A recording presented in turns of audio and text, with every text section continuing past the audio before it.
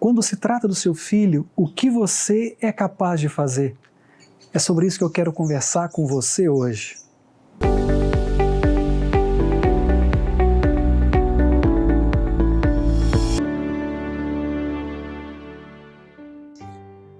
Olá, é uma alegria poder compartilhar com você um pouco da palavra de Deus. O meu desejo, a minha oração é que Deus abençoe grandemente a sua vida e também toda a sua família. Quando se trata do seu filho, o que você é capaz de fazer? É sobre isso que nós vamos conversar hoje e é sobre isso o que diz a história de hoje.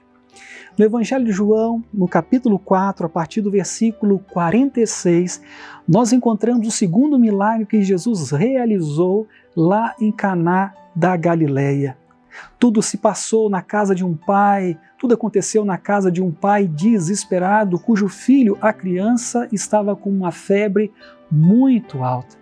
A Bíblia diz que aquele pai era um oficial do rei, um homem que tinha poder, que tinha prestígio, um homem reconhecido em sua cidade, na região de Cafarnaum. Mas quando o seu filho estava doente, ele ficou sabendo que Jesus estava em Caná da Galileia, então deixou para trás a sua agenda, os seus planos, os seus objetivos e viajou cerca de 30 quilômetros para se encontrar com o Senhor Jesus. E por que ele fez isso? Simples. Se você é pai, você vai entender muito bem. Quando se trata dos nossos filhos, nós somos capazes de qualquer coisa. Quando se trata do nosso filho, dos nossos filhos, nenhum preço é tão alto. Quando se trata dos nossos filhos, nenhuma dor é tão profunda. Quando se trata dos nossos filhos, nenhuma distância é tão longa. Aquele pai, então, viajou cerca de 30 quilômetros e quando ele chegou lá em Caná da Galileia, ele começou então a rogar ao Senhor Jesus para que fosse até a sua casa e curasse o seu filho. Que interessante que a palavra rogar ali é a ideia de clamar insistentemente. A única coisa que vinha em sua mente era: Senhor, desce comigo, meu filho ele precisa do Senhor. Mas quando você olha para o texto, versículo 48, a resposta de Jesus, ela foi surpreendente. Jesus disse para ele: você veio aqui por causa dos sinais, dos prodígios, dos milagres, ou você sabe quem eu realmente sou? É como se Jesus dissesse para ele: você veio para cá simplesmente porque você quer um milagre, ou você sabe que eu sou o Filho de Deus, o próprio Deus? E por que Jesus reagiu assim? Por que Jesus respondeu àquele pai aflito dessa forma? Porque lá em Caná da Galileia, Jesus estava em meio a outras pessoas, a uma multidão de pessoas que estavam ali simplesmente por causa dos milagres e não pelo fato de quem Jesus é, o próprio Deus, o Filho de Deus, o próprio Deus.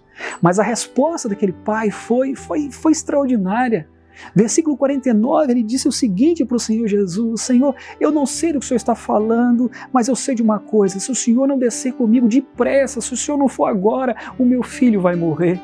Em outras palavras, é como se ele dissesse: eu não entendo nada de sinais, de prodígios, de milagres, mas uma coisa eu sei: se o Senhor não for comigo, se o Senhor não fizer alguma coisa, o meu filho não vai sobreviver.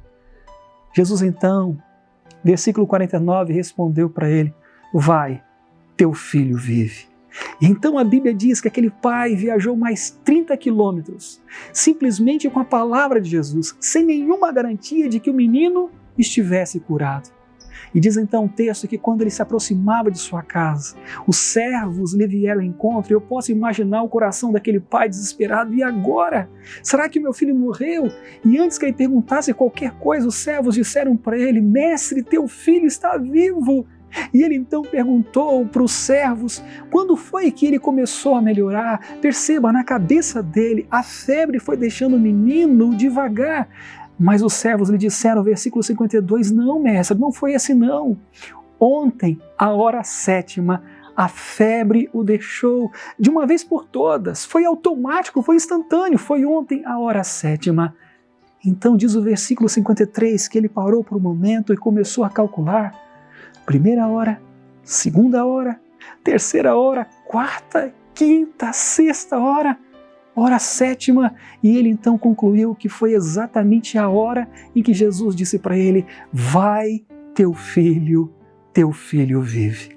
E diz a Bíblia no versículo 53 que ele então contou a história para sua esposa, contou a história do seu encontro com Jesus para o seu filho, contou a história para os seus servos, e o texto diz que ele creu e também toda a sua casa.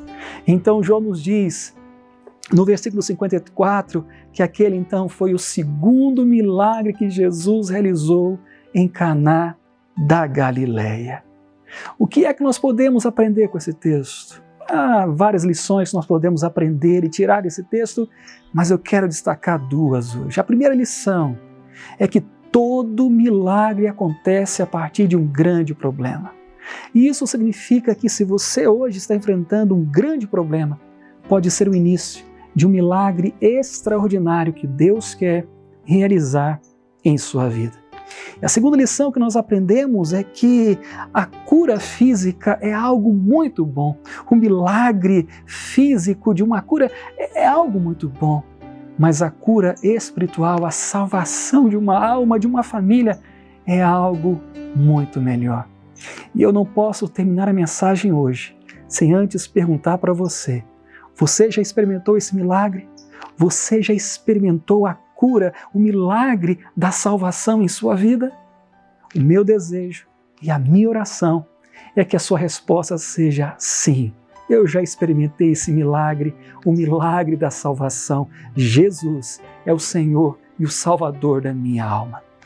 Que Deus te abençoe, que Deus te abençoe e te guarde, que o Senhor te abençoe com graça e misericórdia, que o Senhor te abençoe e te dê a paz. Um grande abraço e até a próxima devocional.